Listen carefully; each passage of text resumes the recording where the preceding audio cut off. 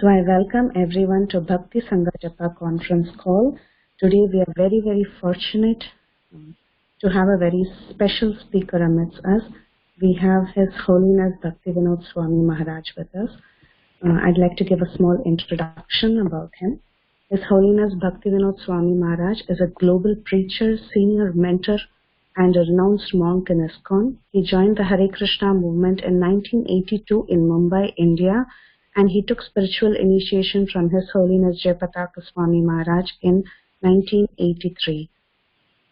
A chemical engineer by profession, he was working with Grindwell Norton, where he was instrumental in setting up the first silicon wafer plant in India. Being enlightened by the teachings of Srila Prabhupada, the founder Acharya of ISKCON in 1985, His Holiness resigned his lucrative job and became a full-time missionary in the movement. In 2009, he was awarded the renounced Order of Life by his spiritual master. His Holiness Bhakti Vinod Swami Maharaj served as the temple president of ISKCON Coimbatore in Tamil Nadu, India. Currently, he is a deputy governing body commissioner of ISKCON's worldwide management body and zonal secretary for Kerala and a part of Tamil Nadu, India, and the director of the Bhakti Vedanta Book Trust Kerala division. Maharaj was monumental in translating, printing, and distributing Bhagavad Gita as it is in Kerala in the native language Malayalam. Some of the other responsibilities held by Maharaj are chairman of the International Outreach Effort for the GBC Strategic Planning Committee, trustee of ISKCON India Bureau, and a member of ISKCON's legal ministry in India. Maharaj is deeply involved in multiple youth outreach programs where he coaches students to help orient their lives spiritually, freeing them from debilitating habits and directing them towards holistic and happy living. Towards this, he has established the Turiya Academy and the Bhakti Vedanta Academy and housing facilities for students in multiple academic institutions in India. He also oversees congregational outreach and development, providing spiritual solutions to families and married couples. He continues to contribute to multiple other projects in southern India in locations such as Coimbatore, Guruvayur, Thiruvananthapuram, Kozhikode, Bengaluru, etc. We are very, very fortunate to have His Holiness on the call. Maharaj, if you're on the call, you can now take over. Thank you very much. Hare Krishna.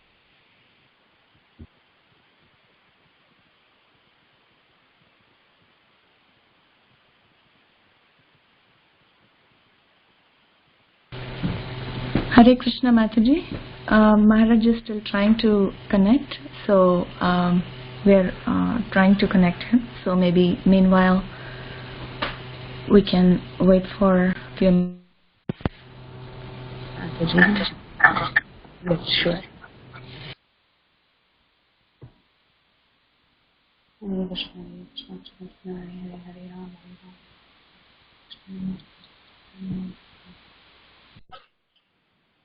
Maharaj, you can now take over. Okay. Haribol. Hare Krishna.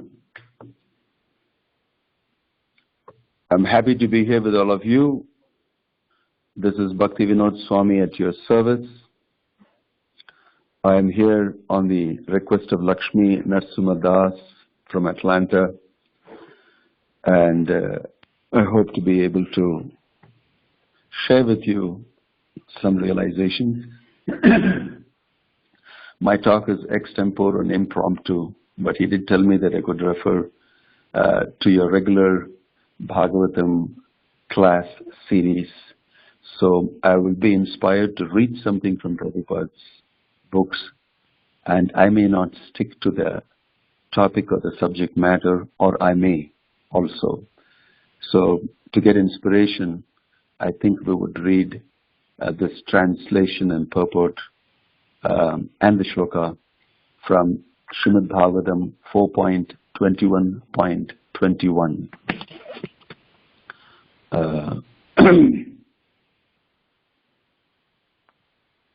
One second. Hold on.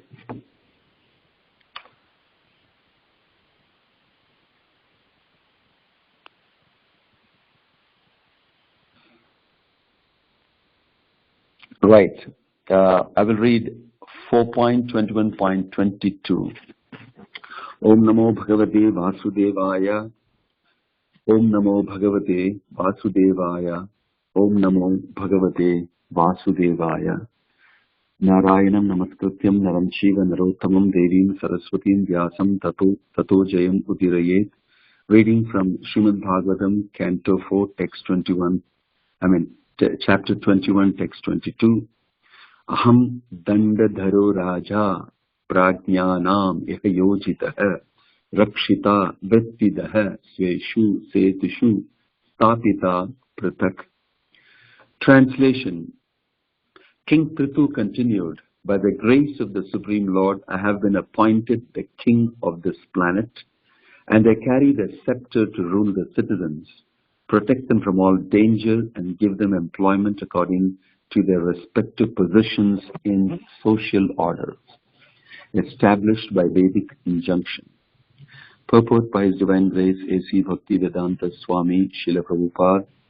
A king is supposed to be appointed by the Supreme Personality of Godhead to look after the interests of his particular planet.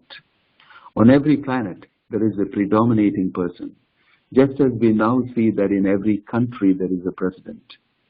If one is president or king, it should be understood that this opportunity has been given to him by the Supreme Lord. According to the Vedic system, the king is considered a representative of Godhead and is offered respects by the citizens as God in the human form of life.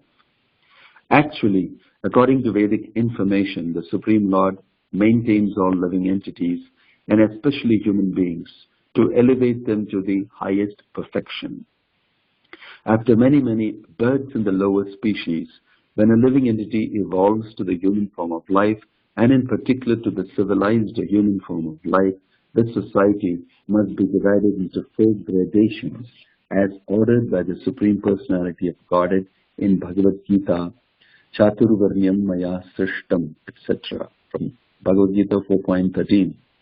The 4 social orders, the Brahmanas, Kshatriyas, Vaishyas and Shudras, are natural divisions of human society as declared by Prithu Maharaj. Every man in his respective social order must have proper employment for his livelihood.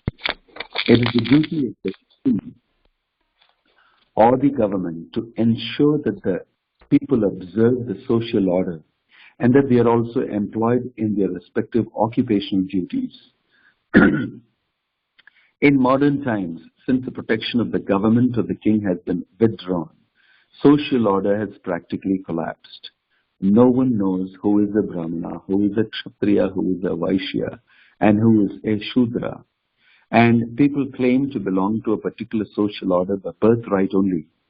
It is the duty of the government to re-establish social order in terms of occupational duties and the modes of material nature, for that will make the entire world population actually civilized. If it does not observe the institutional functions of the 4 social orders, human society is no better than animal society, in which there is never tranquility, peace and prosperity, but only chaos and confusion. Maharaja Prithu, as an ideal king, strictly observed the maintenance of the social order. Prajayate iti praja. The word praja refers to one who takes birth. Therefore, Prithu Maharaj guaranteed protection for Prajanam, all living entities who took birth in his kingdom. Praja refers not only to human beings but also to animals, trees, and every other living entity. It is the duty of the king to give all living entities protection and food. The fools and rascals of modern society have no knowledge of the extent of the responsibility of the government. Animals are also citizens of the land in which they happen to be born, and they also have the right to continue their existence at the cost of the Supreme Lord. The disturbance of the animal population by wholesale slaughter produces a catastrophic future reaction for the butcher, his land, and his government. Om Tat Sat. Thus end the purport and the translation to the text of the Srimad Bhagavatam 4.21.22. Given by His Divine Grace A.C. Bhakti Vedanta Swami Srila Prabhupada. Srila Prabhupada ki. Om Jnana-timirandasya Jnananjana-shalakaya Chakshurunmilitam Yena Tasmai Shri Gurave Namaha. Shri Chaitanya Manobhishtam Stapitam Yena Bhutale Swayam Rupa Kada Mahyam Dadati Swapadantikam. Vandeham Shri Guruho Shri Yuta Padakamalam Shri Gurum Vaishnavamscha. Shri Rupam Sagrajatam Sahagana Raghunathan Vitam Tang Sajivam. Sadvaitam Savadutam Parijana Sahitam Krishna Chaitanya Devam. Shri Radha Krishna Padan Sahagana Lalita Shri Vishakhan Vitamscha. Nama Om Vishnu Padaya Krishna Presthaya Bhutale Srimate Bhakti Vedanta Swami Namane. Namaste Saraswate Deve Gauravani Pracharine Nirvisesha Sunyavadi Paschatya Deshatarine Jayatri Krishna Chaitanya Prabhu Nityananda Shri Advaita Gadadhara Srivasadi Gaura Bhakta Vrinda. Hare Krishna, Krishna Krishna, Hare Hare, Hare Rama, Rama Rama, Hare Hare. Hare Krishna. These are beautiful purports that we are reading from the Srimad Bhagavatam. And this particularly is so much about leadership. And Prabhupada's very brilliant commentary needs no more addition to it. I will just reflect on some of these things that are mentioned here and maybe take off from there on a tangent to other things. Don't mind it. I've been a little busy and I've not been particularly able to think about what I should speak to you. I relied on inspiration from these beautiful purports of Srila Prabhupada. The focus here is on leadership. It says here that Prithu Maharaj said, by the grace of the Supreme Lord, I have been appointed the king of this planet, and I carry the scepter to rule the citizens, protect them from all danger, and give them employment according to their respective positions in the social order established by the Vedic injunction. The immediate feeling of Prithu Maharaj is very interesting for all of us as devotees to note. It says, by the grace of the Supreme Lord, I have been appointed the king of this planet. Whatever positions we have, whatever titles we have, whatever situations we accept, especially leadership situations. And don't think that I'm not a leader in the Krishna consciousness movement, I'm not a leader in so-and-so place, I'm only leading a small team of software professionals or software people. I'm a team leader for a small group. That's all leadership I have. You'll be surprised to know that you are not free from leadership. Leadership is not an option in the material world. Why? I will tell you. Number one, you have to lead yourself. The most fundamental and foundational leadership is to lead yourself. You see the meaning of what I mean. If you don't lead yourself, then you're in ruins. Most people who don't wake up and take charge and control of their life and do what is necessary and not do what is not necessary, you will always find them completely confused and quite much in a bit of a mess. Leadership starts with leading yourself. Everybody has to wake up to self-realization. Everybody has to ask these million-dollar questions as to who am I, what am I doing here between birth and death, what's the goal of life, etc., etc. And not only do you ask about it, then you get to know about it and then you execute it. This is Krishna's instruction to Arjuna, Yati ichhasi tata kuru. You may do. Now that you have understood, you have raised questions, I have answered those questions, you meditate on them, vimrishetat yaseshena, and then you say, then you do. So everybody has to come out from deep inside as an individual, out of his own volition, and act. That requires leadership for yourself. You have to know how to control your mind, you have to know how things are operating, you have to know the mechanics of the three modes, you have to know your situation in the material world, and you have to take the right path. That I call leading yourself. A person who cannot lead himself cannot lead others. That's the point to be noted on the side. Number two, you have to be a leader within your own family. You may be a mother, you may be a father, you may be even one of the siblings. But you have to invariably be an example to others who are watching you. As a parent, you have this responsibility to lead your children. In the workplace, you have responsibility to lead your co-workers or people who are dependent on you. And in society, when you step out, also people are watching you. And that's about the time when maximum challenges happen. In society, we tend to actually move outwards and look at other people and try to emulate them and try to follow them. We should know what type of leadership we should follow and what we should reject. The material world is full of a razzle-dazzle leadership, and we should know what people are doing and why they are doing. Only if you read the Srimad Bhagavatam and Bhagavad Gita can you actually understand where to keep away from and what to actually follow. So you need to have knowledge of what is true leadership. And first of all, the leader must know where to lead people. Leading means from one situation to the other situation. It's a verb and it's an activity. A person, after being led, should find himself in a different situation after some time. Otherwise, he is not being led or he is not following what the leader is saying. In other words, there should be change in our life from one situation to the other and for the good. That is leadership. Leading means from A to B, from point 1 to point 2. And what is point 2? Where are you leading people? What are you showing them about life? So invariably a leader has to know these things. This is where I'm taking you. Otherwise, like the Pied Piper of Hamelin. You've heard the story in our younger days. How the Pied Piper of Hamelin actually led all the children with blowing his beautiful flute or organ like that and led them away somewhere to nowhere. So that is why Om Tad Vishnu Paramam Padam Tada Pashyanti Suraya Divida Chakshu Atatam Tad Vipraso Vipinyavo Jagrivagum Sasamindate Vishnu Yat Paramam Padam. Vishnu is the supreme destination. Nate Vidur Swartha Gatim He Vishnu Durashaya Ye Bhagirattamanina. Prahlad also is saying, everybody doesn't know that their Gati is Vishnu's lotus feet. So a leader who doesn't lead people to the Supreme Personality of Godhead actually is not the leader, because the Bhagavatam's definition of a leader is one who leads people to God.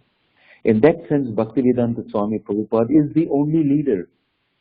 And of course, there are other Vaishnavacharyas who are also leading people to Vishnu, to God. Apart from them, there is actually no other leader in this world, because most of the great leaders and the great talk about leadership, analysis of leadership, everything is about leading people to have successful sense gratification. And that essentially is not leadership. So therefore, Prithu Maharaj's words are very, very relevant here. He starts by saying, by the grace of the Supreme Lord, I have been appointed the king. Any leadership position you have a responsibility of leading them into Krishna consciousness. So therefore, we should start our duties by understanding that only by the grace of the Lord we will be in a leadership position to lead people into Krishna consciousness. And the first thing I must do is lead myself properly so that I can lead others properly. This is a prerequisite. It's just like in the flights where they will show you demonstration that during emergency the oxygen mask will drop, and they will caution you saying, before you put it on your child, put it on yourself properly and then do it on your child.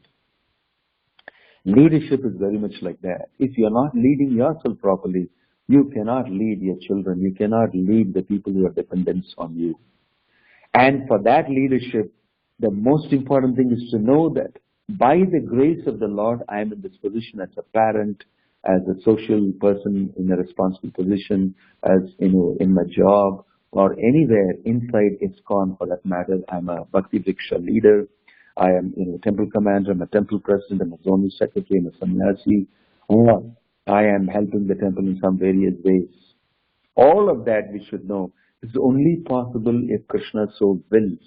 And he has obviously willed it, and therefore we are in that Krishna conscious position. We should be sensitive to the fact that we are running by the grace of the Lord. That's a very important thing people starts here with. Because when problems come, we should not become Krishna conscious alone. I mean, we don't remember the grace of the Lord only when problems come. We remember the grace of the Lord, and that only with the grace of the Lord I'm operating, whether I'm in problem or in not. Right? So a king has authority over people. Krishna consciousness is a position of authority. Even the smallest of preachers has people listening to him in awe and reverence, gulping down everything that he says with faith. When you have people with faith coming to you, willing to listen to you, you must deliver to them perfectly as it is. That's your duty. If you cheat people, that's very horrible. Then Krishna will actually drain you from your position of leadership. And that's when things go awry. So very important for us to know how here Prithu Maharaj is reflecting his responsibility within his statement, saying that only by the grace of the Supreme Lord I have been appointed the king of this planet. Only by the grace of the Supreme Lord have I become a person of this responsibility. And the next one is, I carry the scepter to rule the citizens. Everybody in a leadership responsibility has got authority. Because you've got authority, you've also got responsibility. It means that you're responsible towards the people whom you lead. And the modern trend is to have authority and forget the responsibility. You can see politicians, especially in India. Everybody wants a post. Everybody wants a title. Everybody wants to be known with that title. But responsibility, I don't want to take.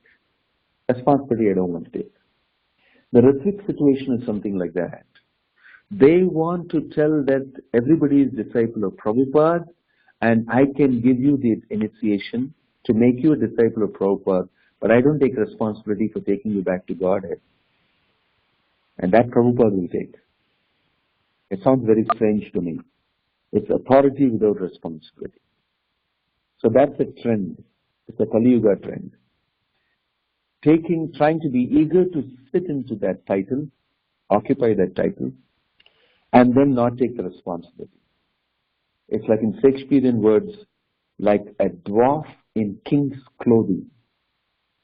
You're too small to occupy that post. You're too small-minded. You're not broad-minded. Vishala buddhi is required.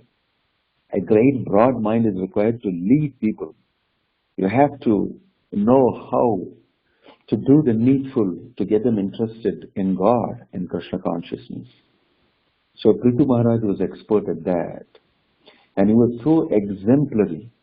And he's saying here, I carry the scepter to rule the citizens, protect them from all danger and give them employment according to their respective positions in the social order. I have power, I have control when I'm a leader. But I will use it as and when necessary to bring them, align them, put them back in position so that they may pursue their Krishna consciousness. For that, I will use my control.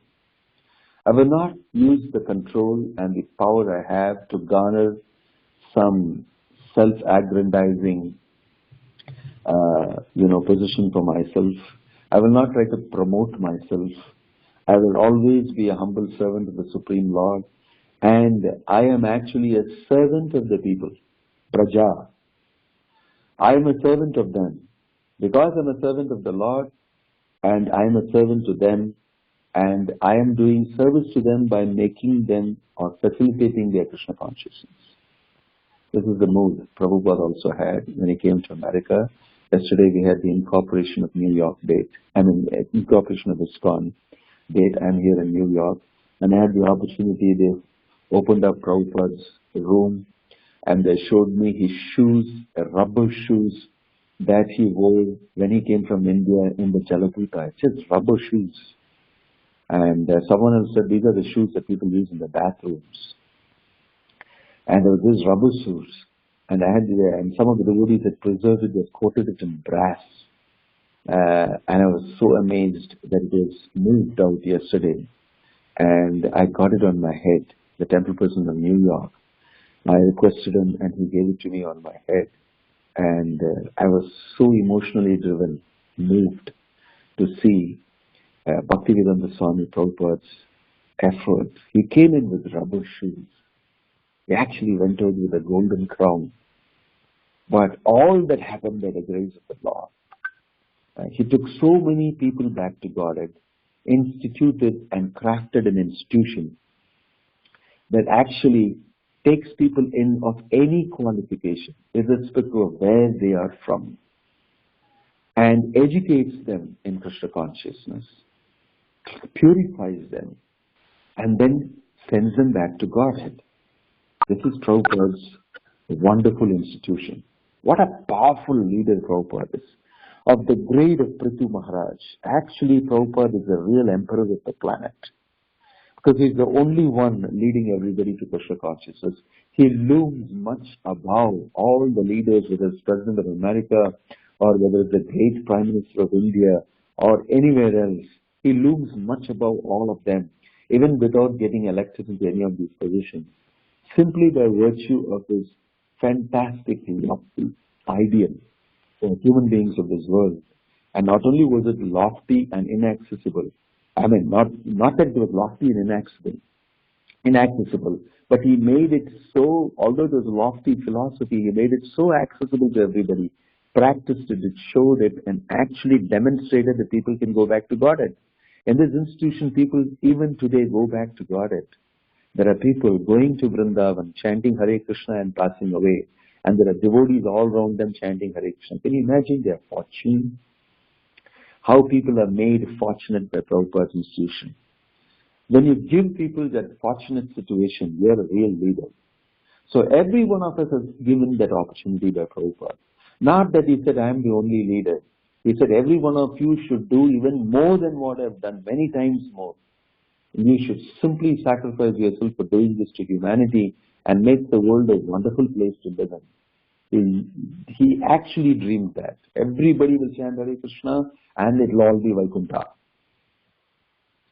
So this was his vision. And he demonstrated that. Although he had a very short lifespan to do this, in his advanced age he did that. But he was very hopeful and he told us if we carry it on nicely, we will be able to do that. So actually Krishna consciousness movement is meant for fabricating, generating, training leaders. And if you're a devotee and a leader, you are a real leader of people in this world. It's so precious a movement, creating people who will actually be leaders. So within this leadership is ensconced the idea that I must lead myself properly.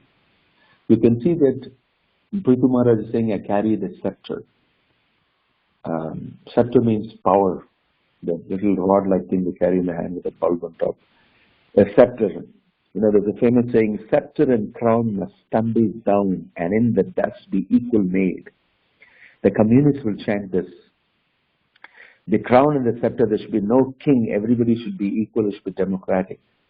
And there should be no leader. It's one of the greatest flaws of democracy, to equalize everybody. And you'll have no leader. But in this wonderful model that we see, Prithu Maharaj being as a leader, he will demonstrate not only how to be a leader with power and position and utilizing it properly, with great moral compass in function. He will also demonstrate how to be very humble. And the beautiful instance of his having a difference with Indra, who did not allow Prithu Maharaj to actually do his 100 Ashwamedha Yajna. But on the 99th one, he kept attacking. And he came dressed as a sannyasi and stole the horse away. And Prithu's son Ajita also tried to attack him and was forbidden by Prithu Maharaj not to do so because he's dressed as a sannyasi. Even though he's dressed as a sannyasi, he was giving him respect. He was giving him respect. That way, he didn't allow. And they became such a universal issue that all the leaders, Brahma and all of them came down and actually spoke to Prithu and told him, you have everything. You don't need to do this yajna at all. It just irritates Indra. So Prithu actually said, okay, so be it. I don't do the 100 Ashwamedha yajnas. Because if one does 100 Ashwamedha yajnas, he becomes qualified to occupy the post of Indra. And anyway, Prithu Maharaj was not wanting to occupy any post. So he refrained from creating this disturbance in Indra's mind. He was satisfied with doing only 99. By that he proved to everybody that he is a real humble leader and not unnecessarily ambitious for himself. Because Vishnu came and told him this, the Supreme Lord himself told him this, he agreed to it. So this is wonderful. And seeing that, Indra became very moved and actually bowed down to Prithu and his brilliant quality of sacrifice. So a leader also shows that I'm not really attached to the position.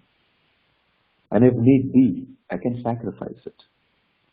You will see the Lord Ramachandra, when he did the powerful yajna, Ashwamedha yajna and the Rajasuya yajna and everything, I think.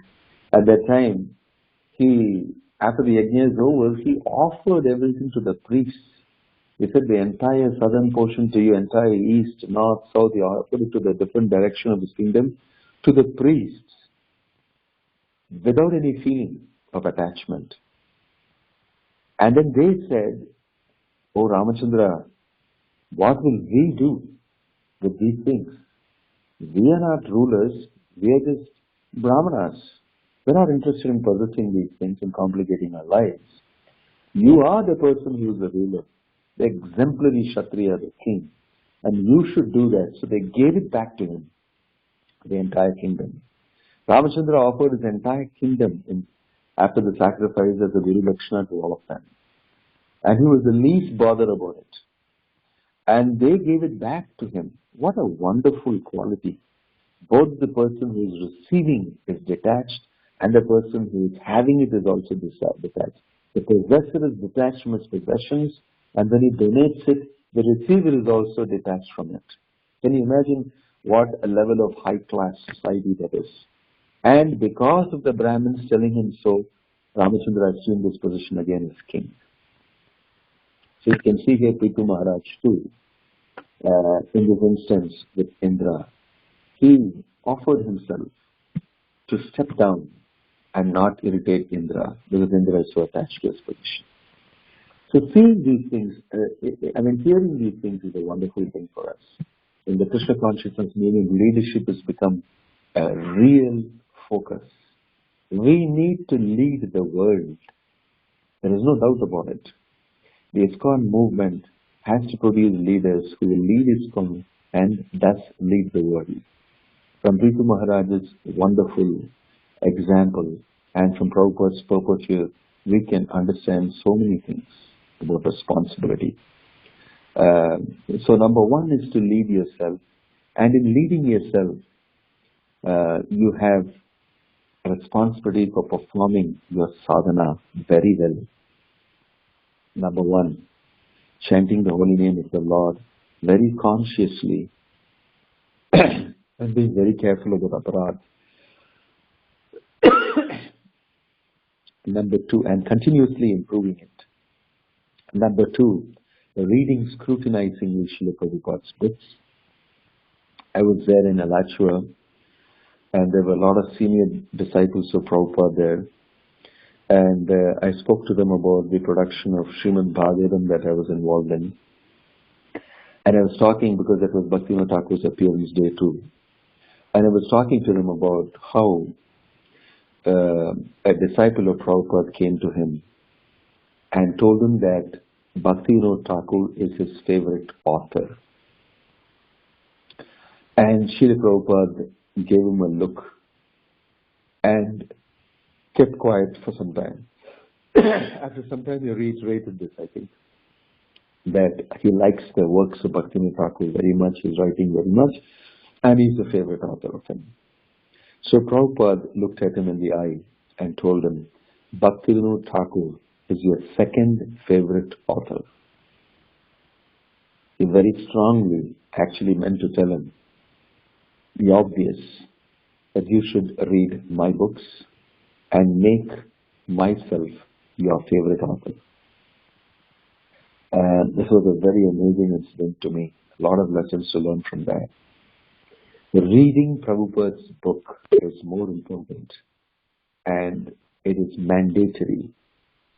We should regularly read these books, digest the papers to paper, systematically study, and try to get the maximum lessons we can from that. We try to practice it in our daily life. Very important for us to do that. Here, Pithu Maharaj is accepting the responsibility for leading the entire kingdom, entire earth planet. And we should at least be exemplary for the people whom we are trying to lead in Krishna consciousness. Whether we're a Bhakti Diksha leader or we're a family head, we should read. And the reading we get highly inspired. There's something that happens to you when you read Prabhupada's books in an absorbing way. It is sometimes more intense than chanting the holy name. Chanting the holy name sometimes is a difficult, so your head, mind can go off here and there. But the Bhagavatam, when you read, you are forced to get absorbed sometimes. And that absorption happens very naturally.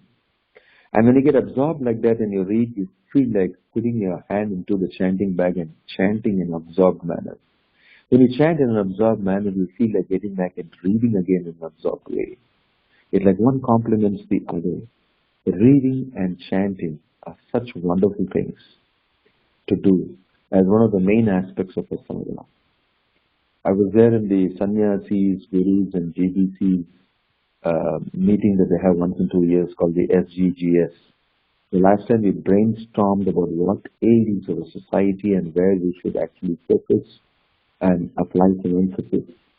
And unanimously everybody came about by saying that reading of Srila Prabhupada's books should be at priority. There's a beautiful verse in the Chaitanya Charitamrita. Ye leela amrita vina kaya yadi annapane ade bhaktere turidala jivana yare ek tu bindhu pane utpulita tanumane hase gaya koraye nartana. That if you take just food, grains, and eat for the sake of your body alone, then you become weak. But actually, if you eat a little bit of this nectar from the Srimad Bhagavatam, the Chaitanya Charitamrita, the Bhagavad Gita, then you become so enthused. Utpulita tanumane and hase gaya koraye nartana. You will dance and laugh and chant and be so happy. This is actually true. When you read Bhagavatam with absorption, you become very deeply internally happy. And you can't express what that happiness is. It's very deep inside. On the platform of the soul, the platform of your spiritual dimension, you become very satisfied. So the reading does a lot of things to you. Not just intellectual input, not just information. This is not ordinary information. All information you get is not knowledge. All knowledge you get cannot be converted into realization. And all the realizations you had about many things are not useful in Krishna consciousness. But if you read Srimad Bhagavatam, the realization that comes about yourself, about Bhakti, about Krishna, about the process, and about different things in this world, that is wonderful realization. That's what you need. That's why Prabhupada has focused so much on reading, chanting. It's our duty to do that scrupulously. And that will help us to lead ourselves properly. Proper sadhana, proper reading, chanting, and increasing our meditation on Krishna. Whenever we are faced with a challenge, we should, like here Pithu Maharaj is saying, by the grace of the Supreme Lord, we should immediately be able to switch on to dependence on Krishna to face the problem. Matchitta sarvadurgani mat prasadat tarishyasi atachetvam ahankara na soshyasi na vinamshyasi. Krishna is advising Arjuna that whenever you have the challenges come in front of you, matchitta sarvadurgani, you will easily overcome it. Mat prasadat tarishyasi. By my mercy, you will overcome it. Krishna is guaranteed that if we can remember Krishna in these problematic situations, challenging situations, then you will be able to cross over it. Also in Chaitanya Charitamrita, there's a beautiful shloka that says, Katanchit smrte asmin dukaram sukaram bhavet vismarite viparitam va Sri Chaitanyam namamitam.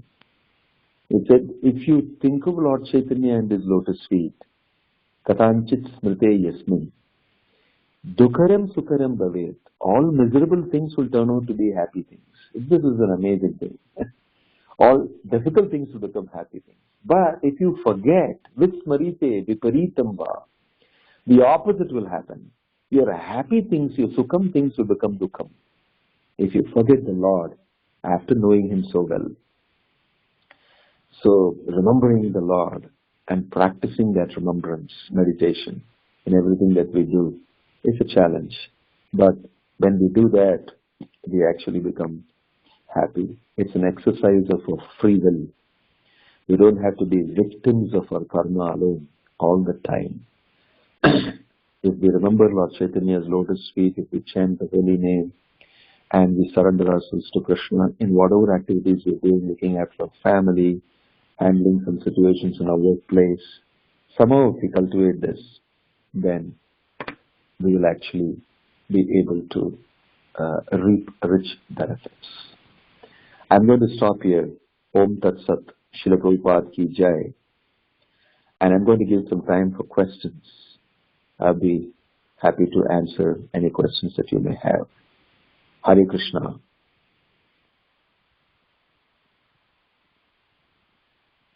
Hare Krishna. Haribol? Yeah. Hare Krishna Maharaj. Thank you very much for a very, very inspiring class on leadership, how a leader has to actually lead one to God. He should be ready to take responsibility and serve like a servant. Thank you also so much for speaking about Bhagavatam, how it can get one absorbed. Thank you very much, Prabhu, Maharaj. May I know if anyone else has any questions or comments, they can go ahead and ask Maharaj at this time. Hare Krishna. Hare Krishna Maharaj, please accept my humble obeisances. This is Lalitangi Radha Devi Dasi from Charlotte. We missed your association here this time. I hope we could arrange something next time, Maharaj. Thank you so much for your very, very wonderful class. So I have a question that when you are in a leadership position and when you see that some standards are being compromised, or some devotee does something which is not according to what you have been trained or what you have learned, how to tell that so that it's a constructive thing to take and not the devotee doesn't feel that or hurt that she's correcting me. And the second part of question is, when somebody tells that to us, what is the mood in which we have to take? Well, in all these things, the most important thing to understand is how serious are you and how serious is that person in Krishna consciousness. According to that, we should instruct. You will see Prabhupada's instruction to different devotees. Some devotees who are very serious about Krishna consciousness, he would chastise them. He would give them a very tougher instruction.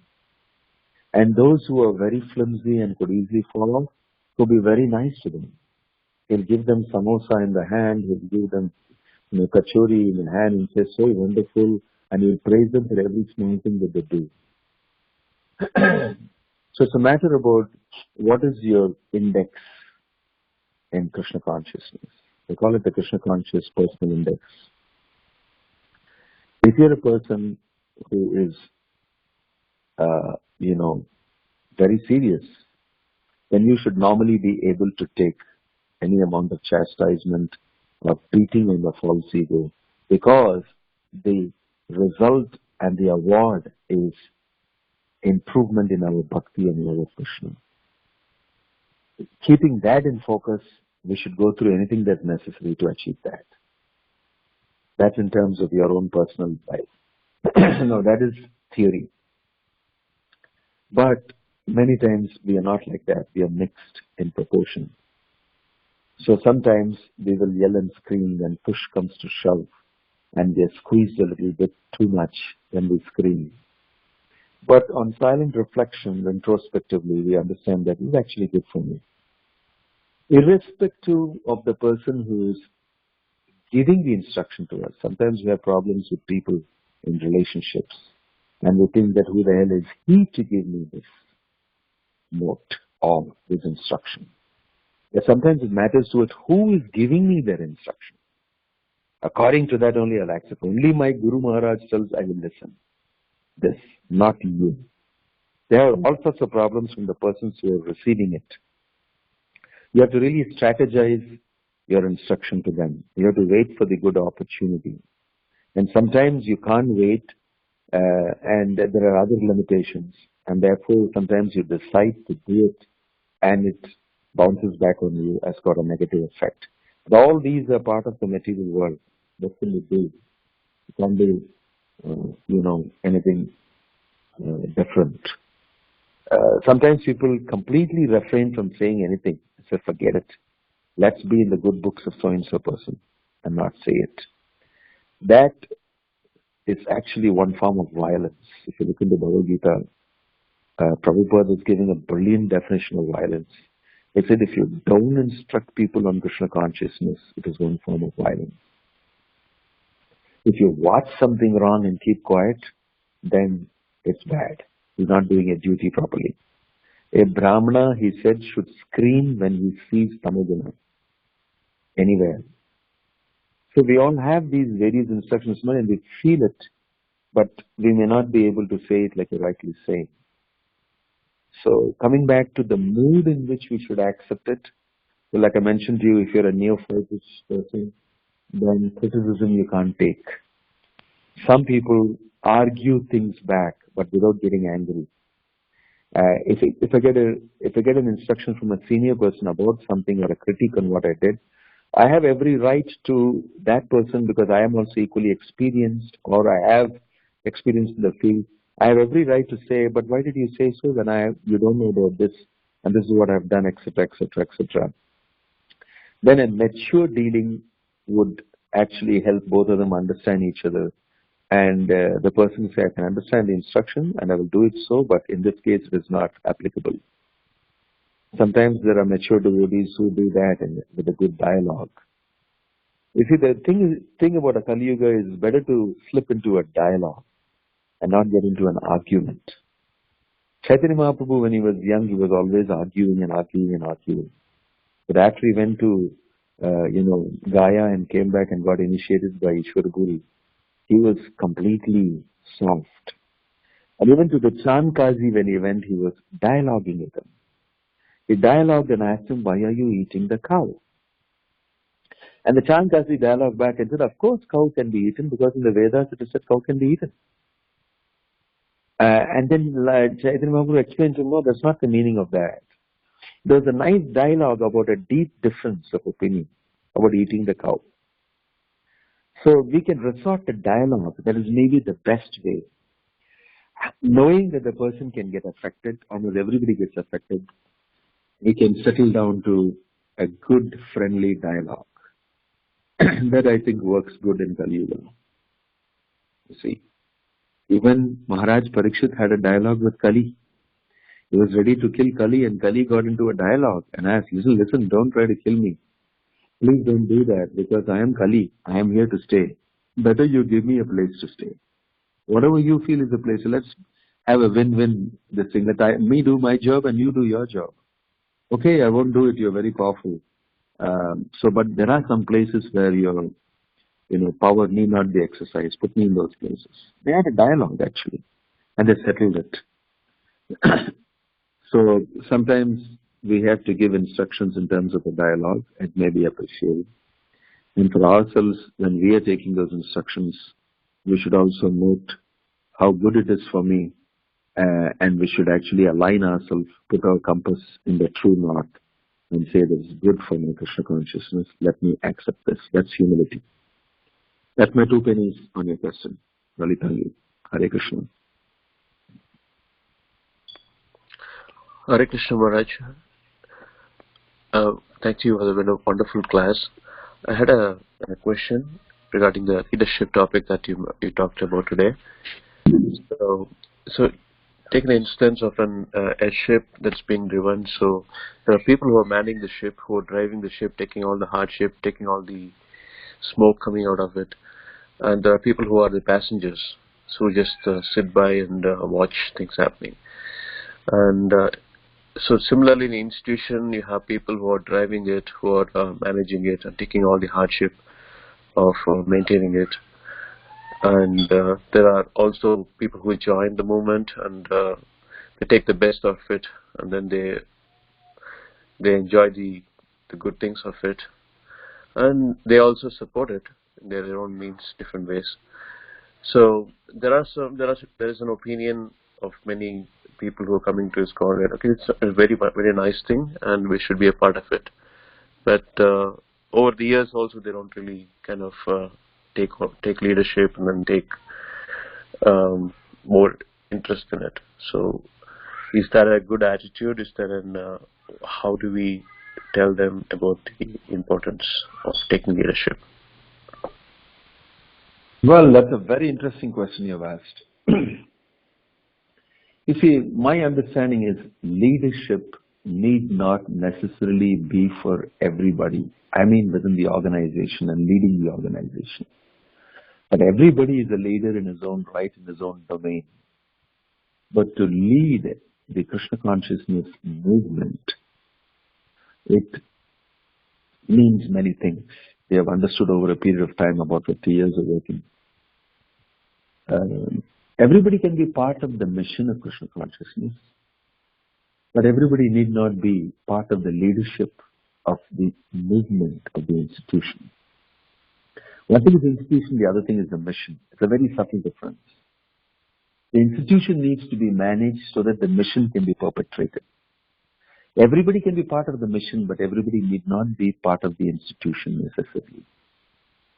Being part of the institution means you have to be prepared to take voluntary suffering. Prabhupada took voluntary suffering. He could have very well been in Mayapur, established his own mata like his other god brothers, and been like a big fish in a small pond, like they told him. But he chose to actually travel, suffer 2 heart attacks at an advanced age of 70, and put himself through a lot of hardship to foundationally establish this movement. That's why it's called the founder Acharya, not ordinarily. A lot of work had to be done to this thing. And after that, to manage it and perpetrate it, he had to go through a lot of problems. Then he put the GBC in place and he selected people and said, you must do this. So Prabhupada actually took up the voluntary suffering because it was the direction of his guru. And similarly, many of Prabhupada's disciples have taken it up voluntarily to do it because it's their instruction to them. They want to take it seriously. So be prepared, if you want to be a leader in the movement, to take up voluntary suffering, which is not even written in your horoscope. You may laugh at this. Because if you want to lead a spiritual movement in the material world, it's a great challenge. Prabhupada said this and held his head together with his hands. So you can be part of the mission. You can preach Krishna consciousness. You can teach people Prabhupada's books. And you can follow the institution's dictations. Okay, you want to do it this way? These are the rules and regulations. I'll do it within that, within the jurisdiction of that. I'll follow that. You can be a, appreciator of the institutions, rules and regulations, which are broadly laid out for the perpetration of Lord Chaitanya's mission and all the great Acharyas' desires. So we should abide by that. They may not have the full understanding and the reasoning behind certain things, but we were not privy to those discussions because we are not part of that type of leadership. But definitely they have thought about it, and we will try to do our best. If it fires back, we can report it and we can go ahead. So you can be part of the mission. And for persons who are part of the leadership, sometimes they look at the mission and say, I would rather be a simple devotee like that in the rank and file. I don't want to take this headache. I don't want to be like this. And they can jump into the rank and file and, like you said, have a much more pleasant life. Chant nicely, go to Vrindavan, preach to a few people and keep them within your domain, and read the Bhagavatam, get time and be happy. Fine. It's okay. And Prabhupada wanted that you would enjoy Krishna consciousness, chant nicely. He took all the hardship and said, all of you be happy, chant happily, render service to Krishna what you can, and read and find. It's up to you whether you want to, out of a labor of love for Prabhupada's movement, you want to get up and take some hardship. That will be highly appreciated by Prabhupada, by Krishna, by Lord Chaitanya. But everybody need not do it. Sometimes people try to do it at the expense of their own Krishna consciousness. And it fails. The history of ISKCON shows that. But you can do as much as you can do, and it will be appreciated. Right? So the distinction between a mission and the whole institution. So, like somebody told me once, one devotee told me, he was so frustrated with management and everything. He said, I'm part of Hare Krishna movement, but I may not be part of ISKCON. That's when I picked this up. I said, yeah, everybody need not be charged with the responsibility of doing something like that. But everybody should definitely be charged with the responsibility of preaching and widely bringing Krishna consciousness to many. That's also another type of leadership. I hope you're understanding the very thin, subtle line that I'm drawing between these two responsibilities which you asked about. Okay? So it's up to each person to rise up, and if you want to do something for Prabhupada's institution, it's his baby, he'll be very happy about it. And we desperately need those type of leaders. And those are people who can shoulder that responsibility and take brickbats on their faces and on their body and continue. Right. Thank you. Any other questions? Hare Krishna Maharaj, Dandavat Pranam. Yeah. It's always a nectar to hear about Srila Prabhupada's glory, and more so coming from you. It was very moving to me personally, and I want to thank you for that. I just have one question. This is the purport mentions that the government must institute varnas in the system, and also you talked that leadership is not for everybody, and so many other nice answers and clarifications you made regarding this point. So I would like to hear from you your insights and realizations about the varnas, how to institute these varnas in current society. Well, I'm not able to, you're a little incoherent. I don't know whether you're speaking too close to the speaker or something, but what I picked up is leadership is not for everyone. That's not what I exactly said. What I said is leadership is for everyone, but institutional leadership is optional. You can take up institutional leadership if you feel you want to do that type of service for Prabhupada's movement. But definitely you have to be a leader in terms of being a preacher, in terms of leading your own self also.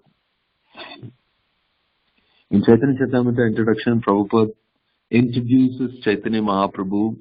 The Lord is the natural leader of his devotees. Chaitanya Mahaprabhu became a devotee in the mood of Radharani. and showed all of us how to practice Bhakti Yoga in this day and age. So he is the real leader of all of us, what he did, what he focused on, how he led the devotees. And it's a brilliant example in leadership. So Prabhupada has established an institution. Within Lord Chaitanya's time, at least there was some vestige of Varnashrama Dharma. A sannyasi like Lord Chaitanya was respected.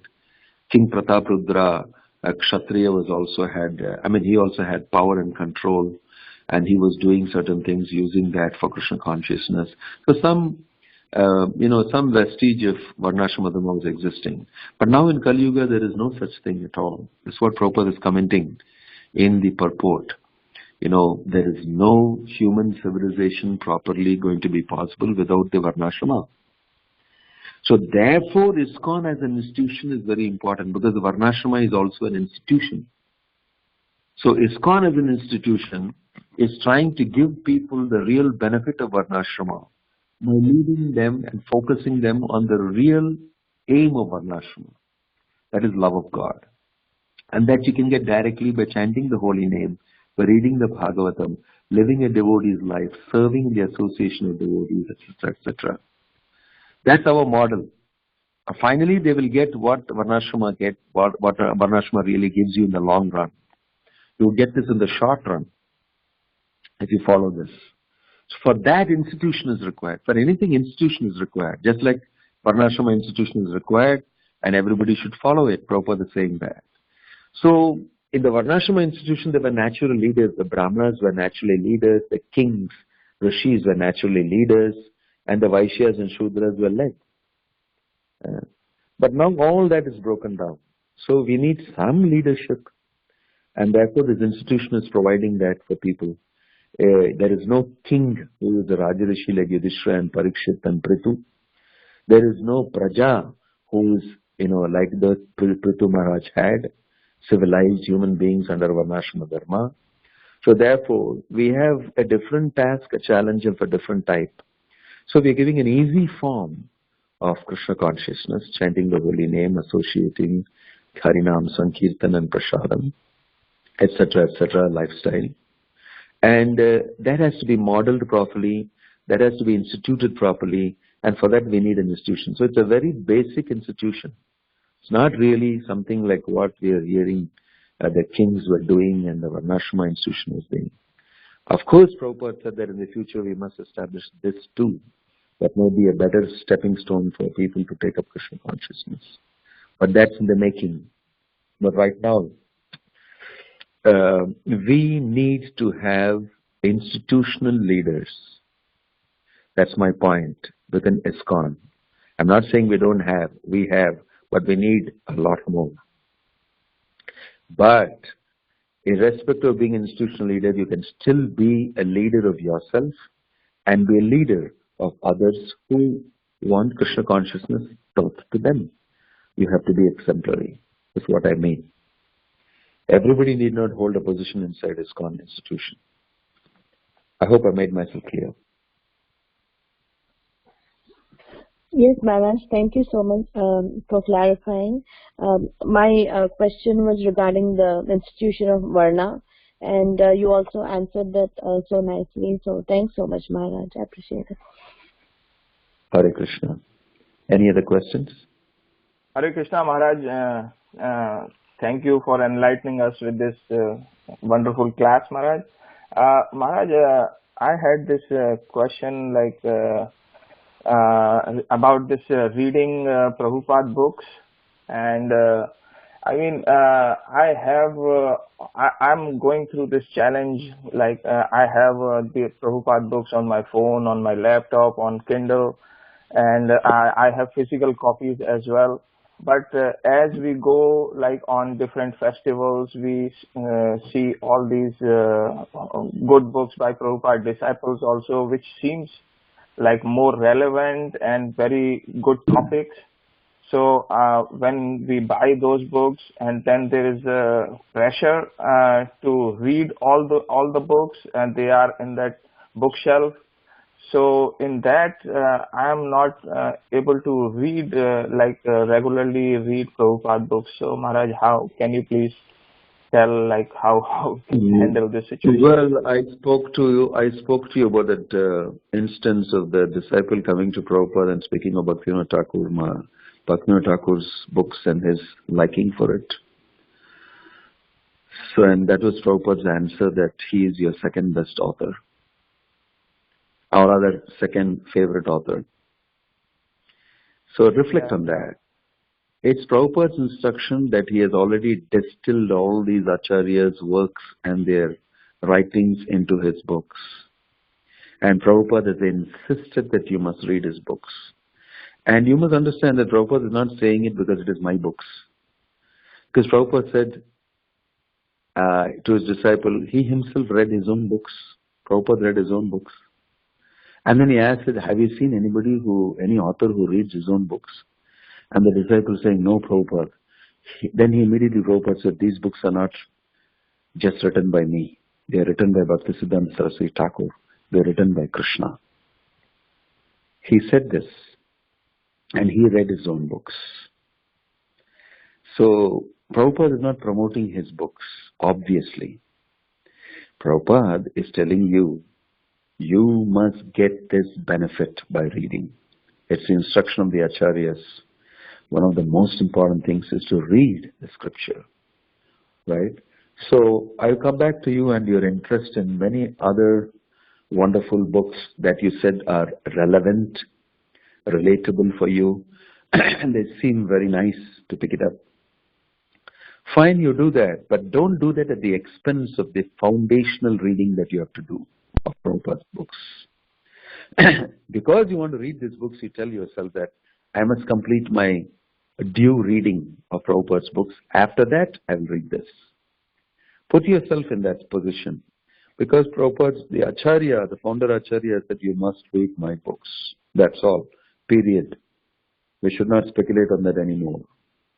I strongly tell people, I don't even sell these books in any of the temples where I'm the zonal secretary. I don't sell any other books apart from Prabhupada's books. Because if you want the other books, you can always get it on Amazon and go to some other temples where it is exhibited, and you'll anyway pick it up. I don't want to be the instrument in giving you any other book apart from Prabhupada's books, because I am ISKCON, and the founder is Prabhupada. Sometimes people may think it's a little fanatic, but I think that's a safe ground. I sell only Prabhupada's books. Of course, I have with me other books also. But I don't, go around distributing to everybody.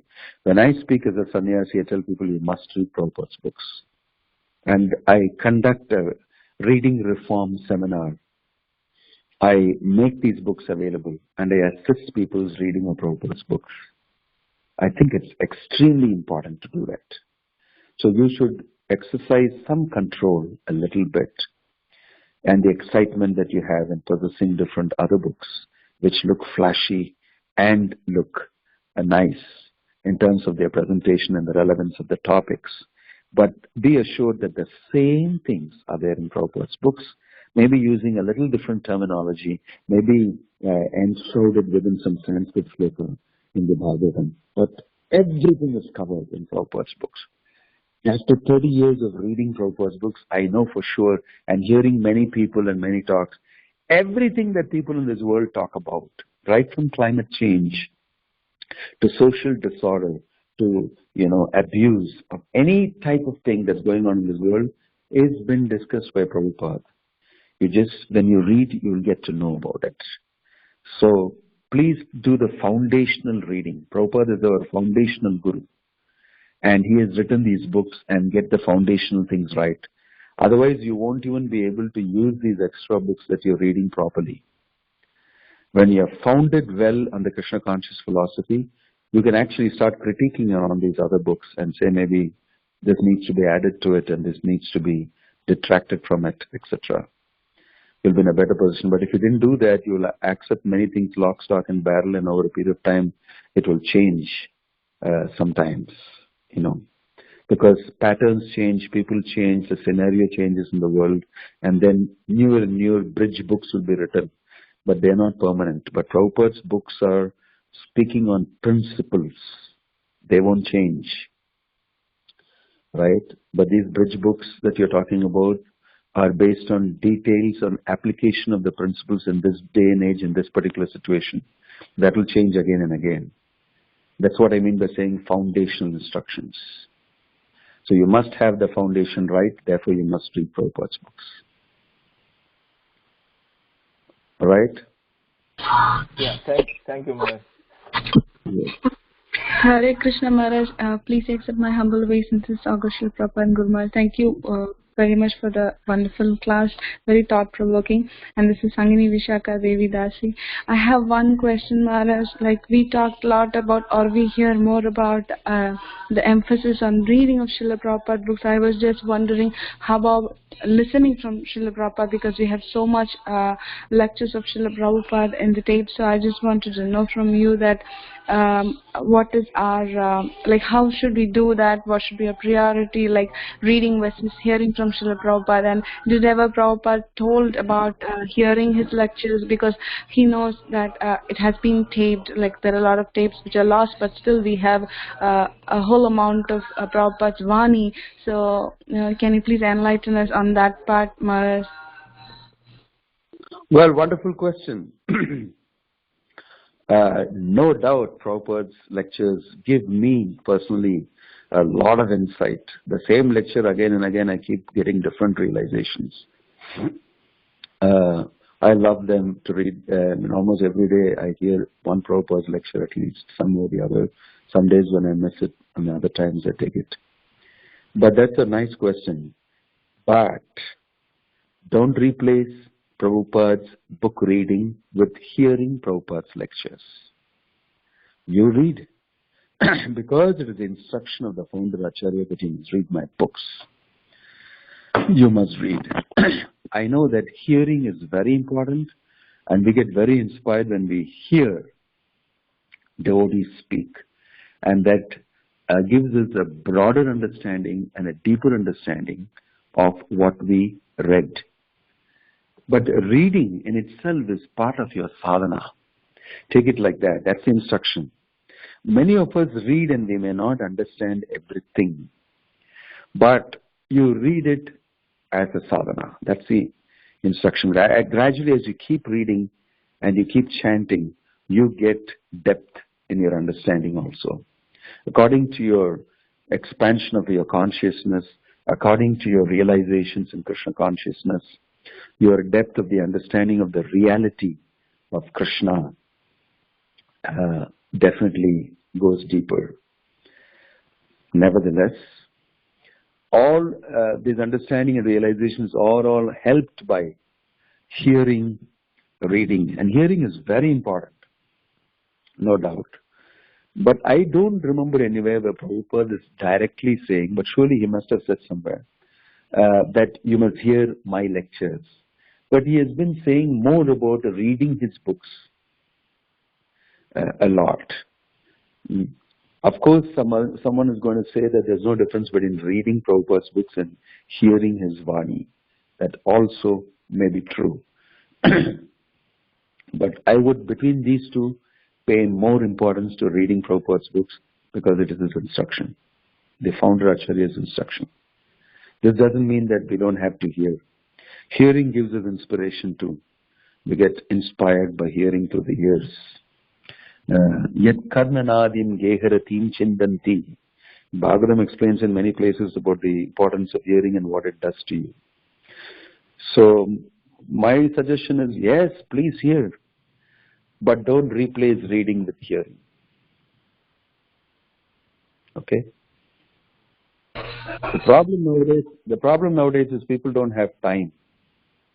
And they're trying to squeeze in what they like to do with what they have to do. They're trying to decide between these two. But if you have time, you should do what you have to do, and then afterwards do what you are inclined to do, which is also Krishna conscious stuff. But the question here about that Prabhu was asking about reading other bridge books, which looks very appealing. You're asking about hearing Prabhupada's lectures, how important it is.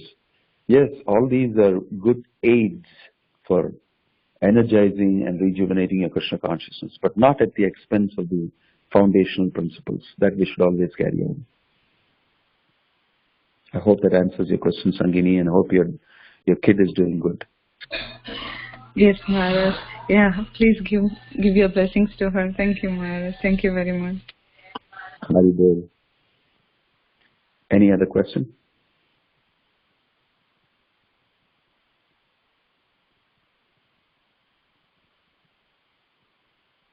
Okay.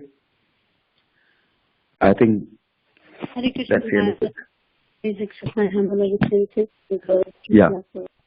Maharaj,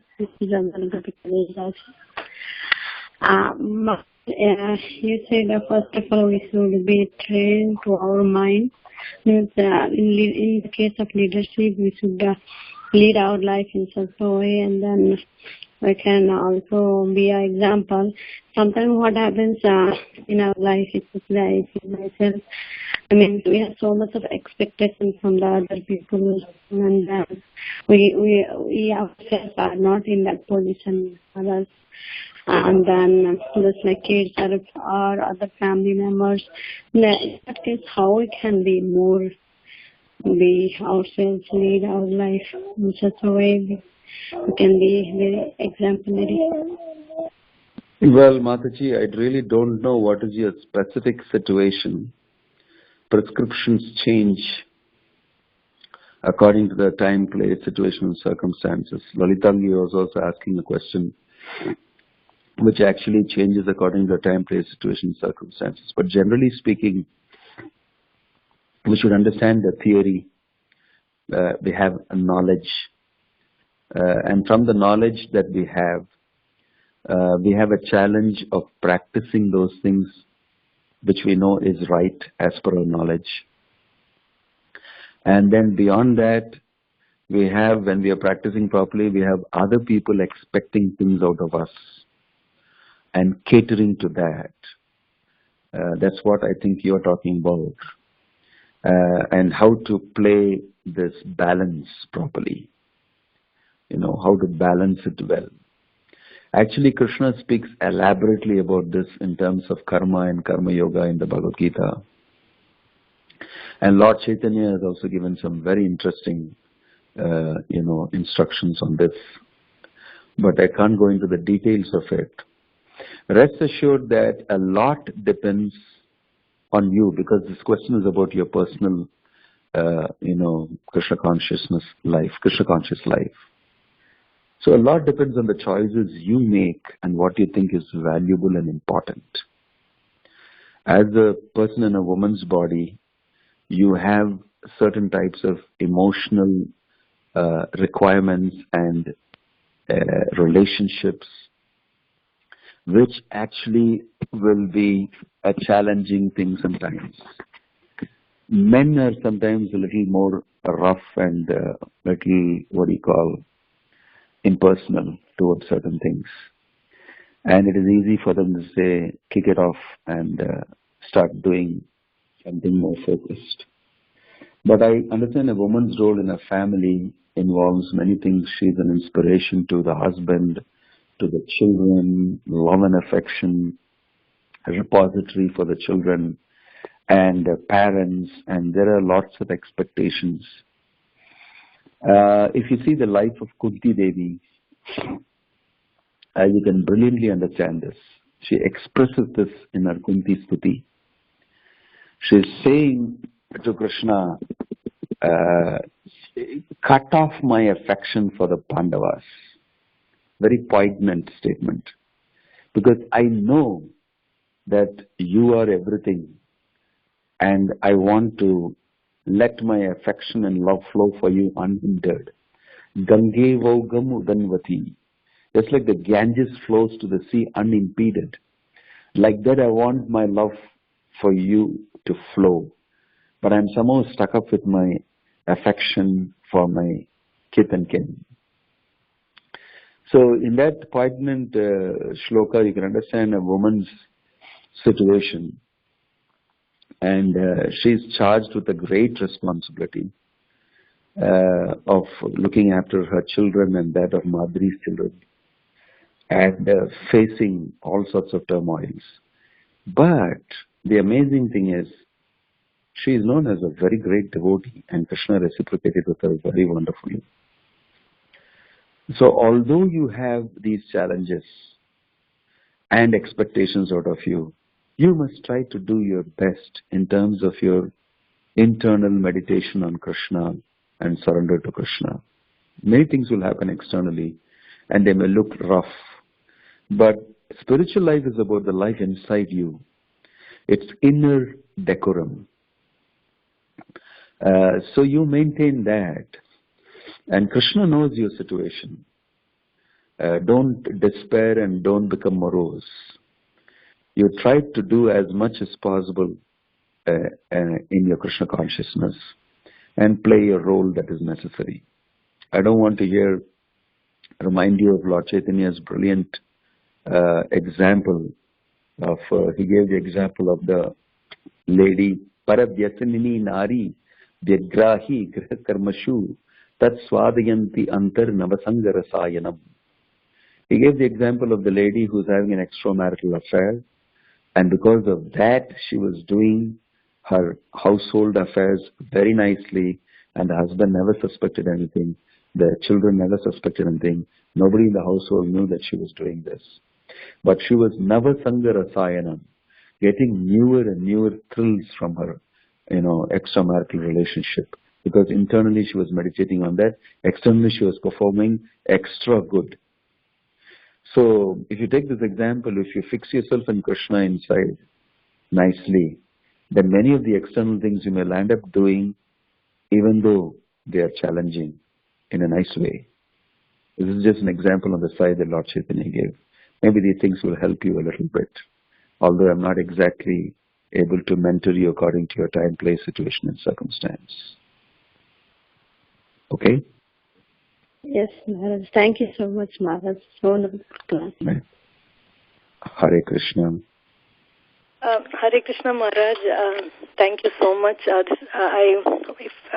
I add something for your answer about reading books? Please. Yeah, I'm really, really grateful to you for driving this concept back when we were with you, that to read Srila Prabhupada's books first. I remember that once for one of the friends, on her birthday, I was gifting her the book 7th Goswami, and you asked me, are you sure she read Bhagavad Gita? And she read Bhagavatam, and did she read all Prabhupada's small books one by one? And she was telling no.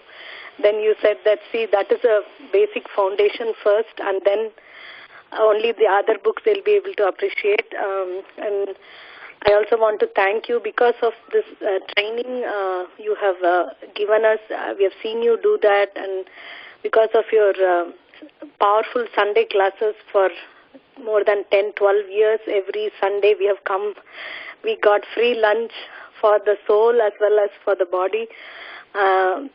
So we are able to appreciate the value of Srila Prabhupada's books and continue the in-depth studying and learning practice. So thank you so much, Maharaj. I am greatly indebted to you. And also please forgive me for the offenses that thousands of them that I've committed against you. And thank you so much for being there, for guiding us always. Hare Krishna. Well, I don't want to refuse to take that compliment, but at the same time, I am simply a product of the mercy of my Guru, and I'm simply cutting and pasting everything from Prabhupada's books, sometimes fanatically, to be on the safe side. So I'm simply doing what every leader does in ISKCON, and I'm glad that you appreciate it. If anything you have gained, it is by the inspiration from the Paramatma in your heart and by your own sincerity to progress in Krishna consciousness. And that's a wonderful example for everybody else too. And Krishna consciousness is available for everybody with just a little sincerity and some adherence to the instructions of Prabhupada and in the association of devotees. Everybody can progress in spiritual life. So thank you for bringing that and highlighting it. Hare Krishna.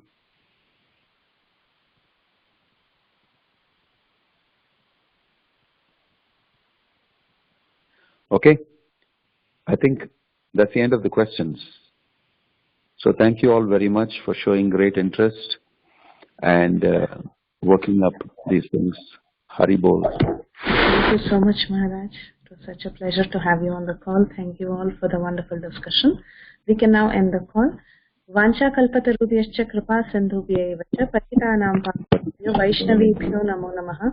Ananta koti Vaishnav Vrinda ki jai, Srila Prabhupada ki jai, Srimad Bhagavatam ki jai, His Holiness Vinod Swami Maharaj ki jai. Hare Krishna. Thank you, Maharaj. Very nice class. Hare Krishna.